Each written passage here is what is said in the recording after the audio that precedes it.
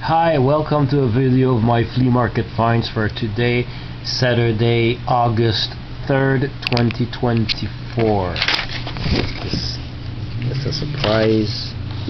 Okay, now, so I had a good day. I had fun. I spent exactly $20 with 6 different purchases, and it was effing hot outside. I suspect that it scared buyers away, but I didn't think I had much competition today because I found some cool records. My last record purchase of the day that we'll see in a moment is the kind of purchase that you know you're the first one to go through the box. A lady had a box about from here to here of LPs of all kinds, all clean for most part, all just $1, and you can tell she was, the seller was not the original owner of the record, and it was a whole bunch of stuff. I think she bought an estate sale. That was all nice things, too nice for the seller, you know. So in the box of records, I started looking. I've asked how much, and she said $1. I went back and started again. You know that feeling when you just I don't know how much, $1. You have to start again and pick records you passed. This is this is the only one that has some damage. It's actually the spine is. The record is actually freaking clean for what it is. I think it's from the late 50s. This is the Weavers at Carnegie Hall. Pete Seeger, Ronnie Gilbert, Lee Hayes, and Fred Hellerman. How come I know the Weavers? Well, in 1982, when I was 14, a great uncle of mine gave me my first stack of 78s, 36 of them. One of them was the Weavers. I'll let you guess which song it was. Yeah, you probably guessed it. So it was Goodnight Irene on Decca Records with Zena on the other side. So I don't know. I got some more Weaver 78s later, and then a few LPs, and I got this one. So it's on the Vanguard label, and it plays really well. This I know. I saw volume 3. I don't remember which one or ones I have already. So for $1, F it, buy it. Playback Jazz Volume 3 by the Jacques Lussier Trio, and it's very good. I've checked a few spots, and it's actually in stereo, so that's pretty cool. Oh, back when the stereo records could only be played on stereophonic equipment. I'd love to know what's different between these early stereo records and later compatible mono stereo records. If somebody knows, leave a comment. I'd love to. I always wanted to know the difference. Jazz Impressions of Eurasia, the Dave Brubeck Quartet, with a really fun cover. There's so much blue here. The sky's blue. I love the. Oh, I know why I love this cover so much. Dave Brubeck Quartet, Purple Letters, Jazz Impressions of Eurasia. Kind of like, this is fuchsia, I think we call it sometimes, and pink here for the my favorite color combination is pink and purple. With all this blue here, Panam. But seriously speaking, I have to read all this. This is really. Oh yeah, I have story to. I have to write this down afterwards, but it will be in the video. But okay, so Jazz Impressions of the it's in mono, but it's in great shape. I did a spot check, and I haven't had time to play this one yet. This one, the George Shearing Quintet. I do have an album by the George Shearing Quintet. It's good jazz with Woodwind Quartet. Yeah. Out of the Woods, a striking study in modern music. So, yes, and it's in stereo. I played the whole thing today, and it's really good. Actually, at first when I checked it, when I started checking it, it sounded like, oh my God, is that Grooveware? How come? Then I flip it, and almost no Grooveware. Oh, that's not Grooveware. It must be dirty. Sometimes dust can sound like Grooveware. It's really weird. I cleaned it, in my own way. And sure enough, it played pretty well. I played the whole thing. Really glad I got this for $1. And we're in 2024. I still finding records at prices from 20 years ago. So I'm so excited. And this was the best of the whole box. It was the only children record in there, and in excellent shape. I've never seen this one. It's from 1970. Sesame Street had just started, and already Joe Raposo did the music here. Had won the 1970 Emmy Award winner for Sesame Street TV show, and it just sounds. It brings me back. I don't know this record. I don't know most of these songs, or none of these songs actually, but they just sound like they could have been on the show. The same arrangements and musicians most likely. So, and it's a gatefold. I played the whole thing, and it starts like a regular children's record, and then boom, you're hit with some soul funk. I said, what the heck? This is so cool. This is the funkiest or children's record I've ever heard in my life. It's a terrific record. I was born in '68, so this being a 1970 record, like Suzanne, I remember Suzanne. I'm really that's my favorite record so far of the day. But there's more coming. But of the 5 records, that's my favorite find. It's such a great shape like that. Wow. Then at another table, found Flea was selling Tupperware and all kinds of stuff. She had a small stack of comic books. This was $1. So it's all $1. So I picked this one up for 2 reasons. First of all, I couldn't remember the state of my copy of La Soupe aux Schtroumpfs. When I was a kid, I liked Smurfs, and all you had on market about Smurfs were the soundtrack record of the first movie, the La Flûte à Six Schtroumpfs in 1975, from Belgium, the Smurfs and the Magic Flute movie in 1975. You had little plastic figurines that were sold $1.50 each. I couldn't afford those. And 10 books. It stopped with this 10th book. Every book that came after, I don't give a crap about, because I outgrew Smurfs by then after this 10th book. But this is an original first pressing. Sorry, that's not a record, that's a book. First edition. La Soupe aux Schtroumpfs being the 10th book. And sure enough, I remember buying a few comics. I didn't have much money as a kid, but I did buy a few books, and not this one there. But they were $6.99. You have the Sears price tag, another Granger price tag here, $6.95. I don't know why there's 2 prices. I'm looking for these 3 Pussy books. I can't wait to find them. I've only seen trashed copies of those books at the flea market. And all these 5 I discovered just last year. It's very good. I want all of them. I had 3 of them, I think. 2, 3. I don't remember which one I had. Le Taxi Rouge, the Cirque Baudonnier, and is it Madame Aldolphine, or I don't remember. Anyway, so it came with as a bonus. This was inside. That's what you saw at the beginning of the video. I'm going to keep this. It's really cool. It's funny, and as I assume a kid who did that, I couldn't create something that good when I was a kid. So actually, I'm keeping this. I'm leaving it exactly where I found it. There we go. So, and of course the book is $1. You don't see these for $1 anymore in 2024. Then I got, a guy was selling stacks of 45s, and I'm not sure he's the same guy that I confused with another seller. This guy, there was one seller, and I don't look at sellers, I look at the stuff, I talk to them. I'm not visual, I'm auditive, but I wasn't sure if it's the same seller or not. But for weeks and weeks and weeks, this one seller, maybe it was the same guy, maybe not, was selling 45s stacked on the table, and they were like $3 each, which is too much for me. So I assume it was the same guy, and his stack, but I've asked him how much are they, and he said $1 each. Ooh, okay.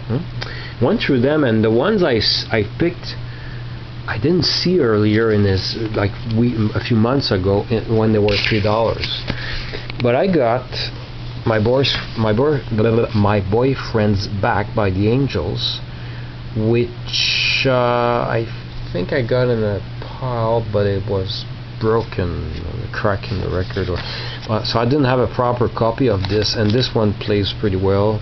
This side doesn't play as well, it's Love Me Now, but this side plays pretty well.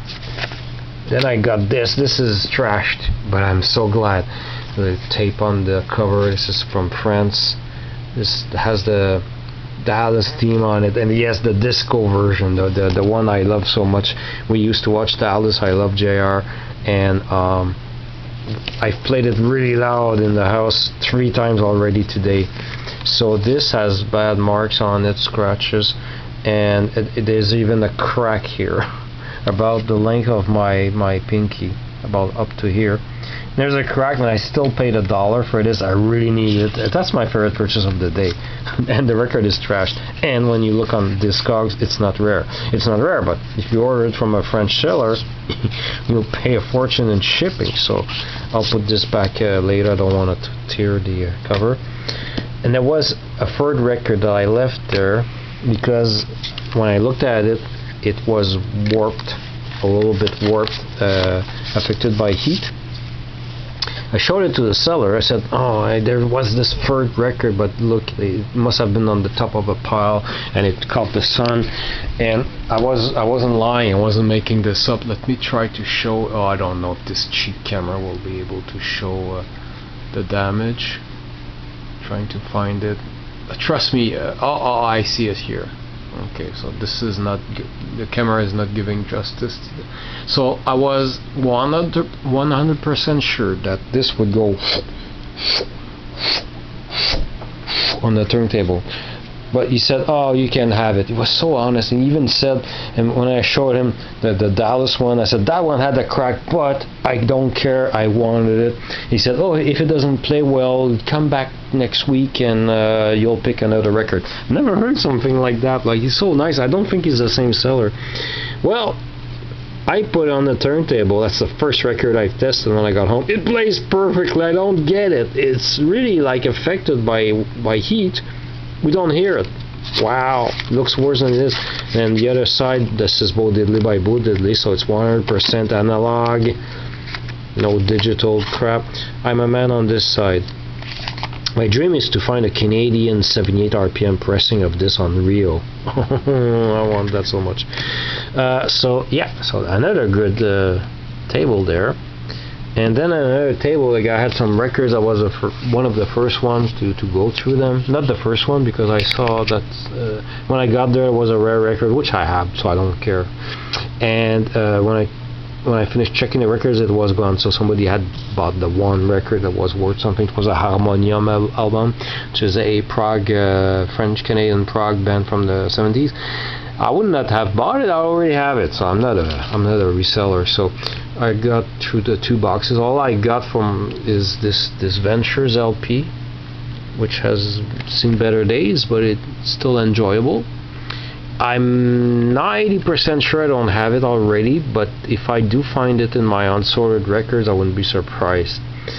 But the lady with the radio there, the AM radio, transistor radio, didn't ring a bell. The $1 million number on the title of the record, however, gives me doubt that I might have it already. But I bundled this up with, there was a little carrying case of 45s. This I knew it was a bad choice because there's a hairline scratch that's about 1:30 long. This is an EP from France. This is a Charles Aznavour, 2 songs on each side. This was a popular format in France, and I haven't played this side yet. And Des Deux Guitares, which is the longest song, 3 minutes and 49 seconds. There's a hairline scratch, which I don't know why inside I can't see it. Outside I could see it very easily. It's about this long. I don't know where it is. I see it here. It's from here to here, and I've counted the turns, 75 turns. So that's about 1.5 minutes of So I knew what I was getting when I bought it, but I still wanted to get it because it's cool. We don't see these much here in Canada. The cover is nice. 3 songs playable out of 4. Here, this is a clean. I know I have this already twice. I dream of finding the LP, however. Gordon Ingman and his guitar. When I was about 13, I used to buy scratched up, beat up 45s at a thrift store for 45 cents. I wanted records so badly, and I did buy an upgrade later on, much later, but this is the cleanest copy. I played both sides, Echo Boogie and Apache. So good. I love this record. It's Echo Boogie this song makes me happy. Instrumental. And this, I played a few seconds of it. It plays perfectly. This is an EP. Hi-Fi drums featuring Buddy Rich with Woody Herman's Herd. Skin Again featuring Chuck Flores. And it plays perfectly. So I bundled this up, showed it to the guy, how much for this, and he said $5. That's exactly what I wanted to pay for my maximum price. I figured $2 for this, 111. I probably, because he did say there were the records were $5, but I knew this wasn't $5. So I got $5, but for all of this, perfect. So another fun find, and then found a box of records. The lady said they were $5 each, 3 for $10, and they weren't. Nothing in the box was worth that much. I even saw and left behind a record I really wanted, but just because I used to see it at the back of whatever you could purchase in the 60s, that would show what other records you could buy, and it's a garden party, and it was just an instrumental album on the Trans-Canada label. Trans-Canada like this, but the older logo. Anyway, but I did pick the one record that was worth $5, and I got this Herbie Man Push Push. I got this album back in December at a flea market, a different flea market where everything's more expensive, and I had to spew $10 on this record, which actually is unplayable. It has terrible groove wear. One of those sellers who just price records by looking at them without even testing them on a turntable. So I'm never going to that kiosk ever again. I blacklisted him. He doesn't know it. But yeah, I don't forgive easily that kind of stuff. So I was really happy to get this other copy, and it's actually a first pressing with the red label. Let's see, Cotillon, a red label. It plays really fine. Well, this is a reissue with, I won't take it out, but it's a blue, sky blue with white spots label anyway. But it plays like crap. Covers, I can't figure out which one is in the better condition, because they both have the damage next to the P here, because this is a cutout. Let's see. But this, yeah, inside this, oh shit, I didn't see this. No water damage here. But the other one has a disgusting spot right here, so like I said, it's very hard to. And this has less ring wear than the other one, but it has some writing here. Anyway, it plays well. That's what matters, and I got it for $5. No, I didn't get it for the cover, because it's if you go on websites about ugly or weird or bizarre record covers, this one will show up regularly. No, I like it unironically. I collect Herbie Man records, and it's actually very good. I only played the first side. I didn't have time to play the second side yet. Very good. Oh, and the second song, What's Going On? It's gorgeous. The choice of instruments. Let me remember. Flute. I'm so tired. I forgot what. Electric organ, flute, and harp. Yes, what a weird combination of instruments, and it worked perfectly. Like wow, I really dug this this side I've played earlier today. And anticlimactic ending. $2 paid for these 2 halogen lamps for the kitchen hutch over the stove. MR16 GU10 base. I was looking for 35 watt bulbs and I couldn't find any, but I decided since all I could find were 50 watt, I said maybe that's standard, maybe the hutch does stand 50 watt bulbs, so I'll buy them. I got this for $2. So yep, very great day, and man, my favorite record is still the most worn out crack record for $1. But man, I played this 3 times already. The TV version starts here because it repeats, because this is 2 minutes 19 seconds. The intro you have only once, obviously, but then I didn't quite recognize the version. Then it switch again, they start again, and also this is the part I used to. It's on YouTube. If you go on YouTube and search for Dallas theme, what's his full name? Gerald Emel, you'll find it. So yeah, thanks for watching.